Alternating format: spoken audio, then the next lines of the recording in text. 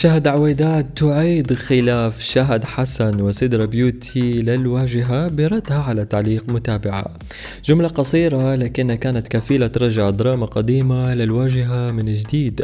شهد عويدات زوجة شيرو عمارة طلعت وردت على تعليق متابعة انتقدتها بسبب موقف قديم دفعت فيه عن أخت زوجها سدرة بيوتي ضمن الخلاف الكبير اللي كان صاير قبل فترة بين سدرة وشهد حسن مرت خالن، واللي وقتها هز السوشيال ميديا بكل معنى الكلمة. دراما كانت مليانة تصعيد، حكي، ردود وانقسام جمهور، وبعدها سكت كل شي، الملف انقفل وما حدا عاد فتحه لحد اللحظة.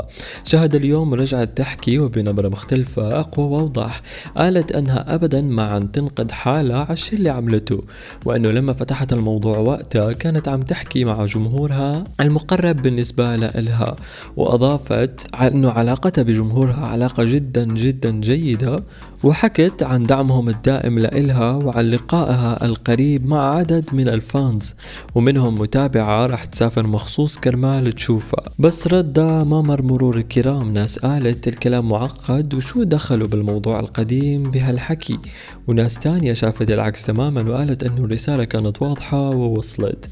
وهون السؤال الحقيقي، هل شهد كانت عم بتدافع عن موقف قديم ولا كانت تخاطب جمهورها وتمدحه؟ قدتي على نفسك يوم تدخلتي بالشيء ما إلك فيه وصغرتي حالك. يعني بتشوف مثلا مسج زي هيك، يعني هي بتتدخل بس أنا ما أتدخل.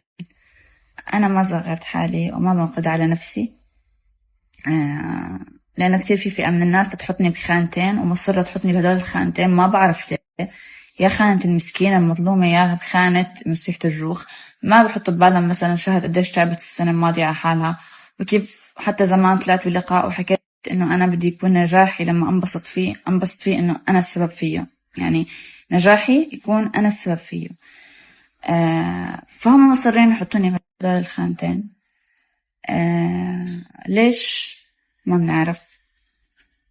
فأنا مستقلة جدا جدا طالما موسيقى العشق الممنوع طلعت.